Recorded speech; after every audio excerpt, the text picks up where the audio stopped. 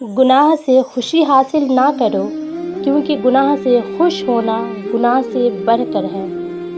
ہم صرف ایمان ہی نہیں لا سکتے بلکہ اس کے لیے اپنی جانیں بھی قربان کر سکتے ہیں۔ عیب کا چھپانا اور آبرو کی زینت برقرار رکھنا خاموشی سے ممکن ہے۔ ہر اچھا کام پہلے ناممکن ہوتا ہے۔ دشمن کو دل کی مہربانی اور احسان سے جیتو، اور دوست کو نیک سلوک سے۔ بہتری اور بزرگی اسلام کے علاوہ اور کہیں نہیں ہے۔ اللہ تعالیٰ اور انسان کے درمیان ایک ہی پردہ ہے جس کا نام نفس ہے۔ توبہ زبان سے نہیں ہوتی بلکہ عمل سے اور بری باتوں سے بچنے سے ہوتی ہے۔ باپ کی دولت ہی نہیں، سایہ ہی کافی ہوتا ہے۔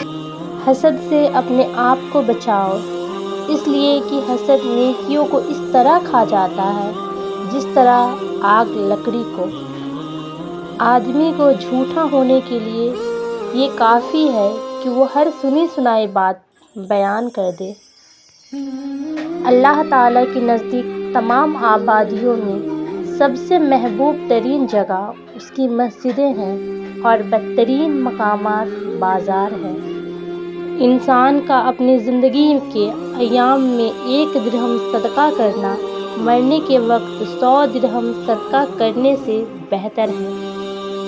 تم میں سے بہترین شخص وہ ہے جس نے قرآن کو سیکھا اور دوسروں کو سکھایا۔ جو شخص قرض دار کو مہلت دے یا قرض معاف کر دے تو اللہ تعالیٰ اس کو قیامت کے دن سختیوں سے محفوظ رکھے گا۔